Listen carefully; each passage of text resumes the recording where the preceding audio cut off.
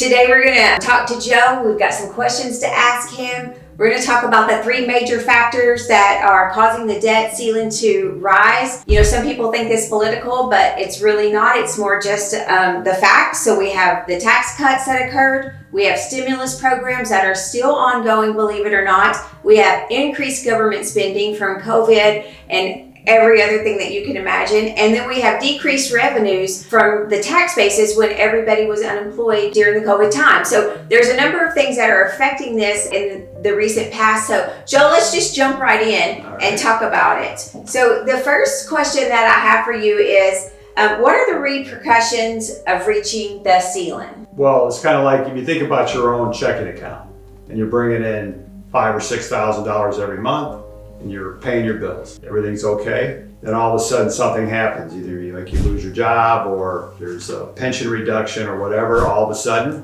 you only bring in $4,000, but your bills are still $5,000 or $6,000. So what are you going to have to do? You're going to have to kind of rebalance your checkbook and figure out what bills you're going to pay and not pay.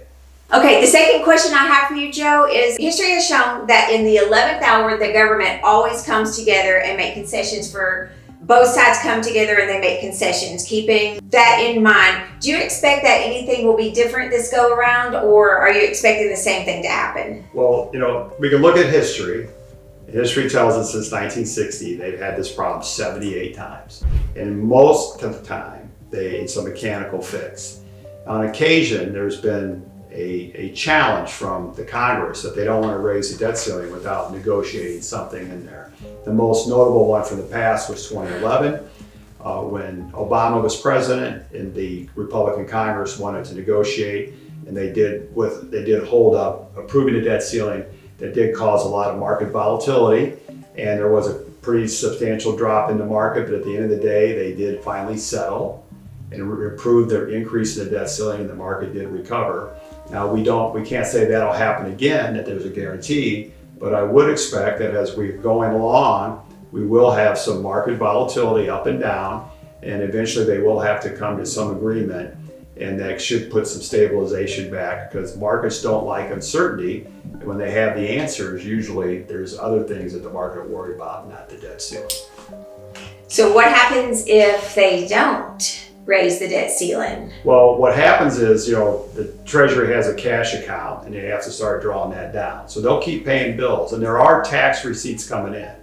People should not think it's all or none, right? So tax receipts are coming in, they're going to continue to pay bills. Eventually though, if they don't increase the debt ceiling, they can't continue to borrow. So what does that mean? They'll have to start, their income coming in is actually reduced, and that's where, like with ourselves in our own checking account, they're going to have to start making some changes. And like in 2011, they quit funding federal retiree plans. That'll save money. They shut down national parks, non-government essentials. But it's most probable they're going to continue on with Social Security, Medicare, Medicaid. But those are really essentials. And as long as they can have tax receipts coming in to fund those, things will work okay. But if we do get in a situation where they can't, they'll have to continue to cut. And but if you can think about this through, if you think it through, the longer it goes, the more pressure there is on both the administration and Congress. So eventually they will come to some agreement and will raise the debt ceiling.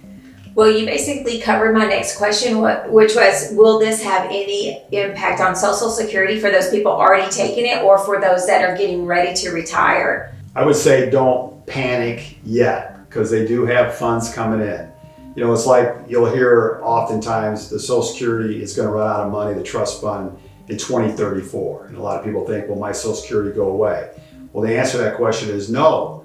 And it's estimated that in 2034, 80% of the requirements needed to pay Social Security will be coming in. So what you would take a 20% cut. Now, we don't like any cuts, but it is not going to zero.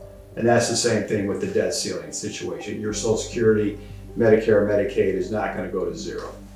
Joe, you often say when you're meeting with clients that the economy and the markets are two different things. Can you explain that in terms of what's going on right now and how they don't necessarily go lockstep? There are different things that impact the stock market and the economy. Debt ceiling, inflation, the employment numbers, business earnings, right? And the market is a forward-looking instrument, 6 months, 12 months, 18 months out.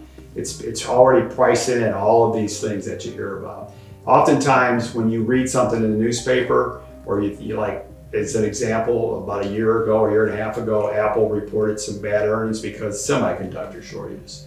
Well, a lot of investors ask questions, should I be in semiconductor stocks? Well, the answer is that's priced in already in the semiconductor. They know that semiconductor shortages. That's the same thing with the market. The market prices these things in.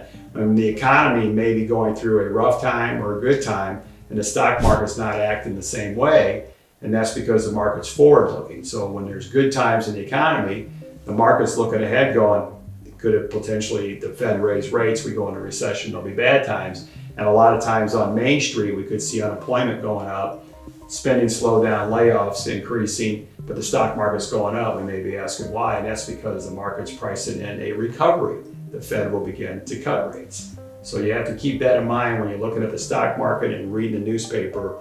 They may not be acting the same or the way you think they might. All right, I appreciate your insight on all of this, Joe. Thanks you for taking the time to be here. Thank you for having me. So like Joe mentioned, the debt ceiling has been raised 78 times since 1960. So there's no reason to panic or be too concerned that the U.S. is going to default on their loans. Chances are Congress will come together in a bipartisan way and everything will be fine. We'll get through this difficult time. It doesn't mean that we won't see some kind of market impact or market volatility, because when you look back at history, that's typically what happens when the debt ceiling is increased, especially in a time where there's interest rates, inflation, there's other things going on. So that volatility isn't necessarily always tied to the debt ceiling.